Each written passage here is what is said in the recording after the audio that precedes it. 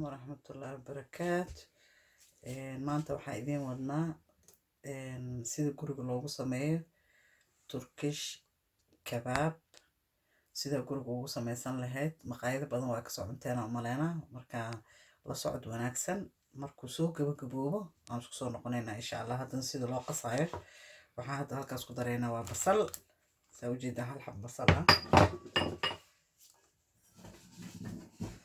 waxaa ujeedaana waa tuun fresh ah, 2 xabo oo tuun fresh ah.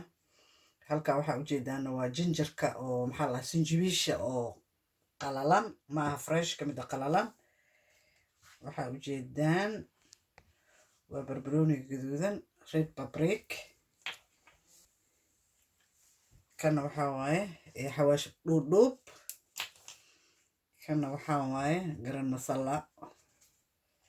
marka intaasaa isku qasanayna insha Allah. waxaan kaloo ku dareynaa hal qaado saliid ah, iyo waxaan ku dareynaa insha Allah waxaa la yiraahdo ishak liima dhanaan. saliid liima dhanaan taas ujeed jab liima dhanaan ah, saliid, yogurt. marka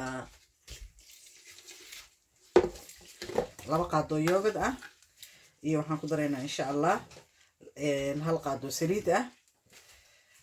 intaas saas ula socda insha Allah.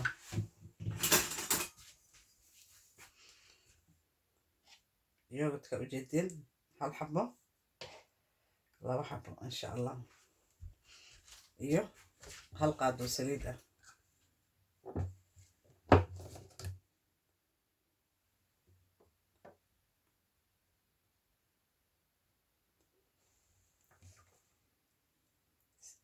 saa ujeedaan halkaas qaad saliid ah.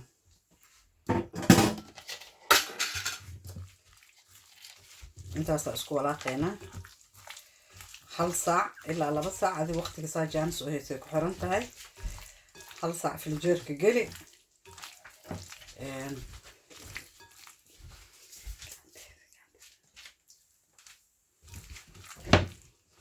saa ujeedaan alaabtii intaas isku walaaqnay. markaa saas isku walaaqdid bacaa dhab ku siinay, filjeerka geline 1 saac 2 saac waqtiga adiga intaa waqti haysid.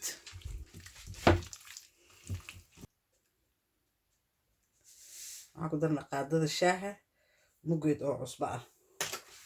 saa ujeedaan cusbadii aan gadaal uga darnay.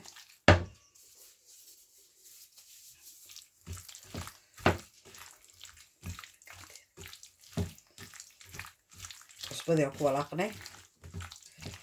waxaan isla wadaagi doonaa insha Allah markuu soo duweyna insha Allah hadduu Ilaahay yiraahdo. saas oo la socdo hadduu Ilaahay idmo.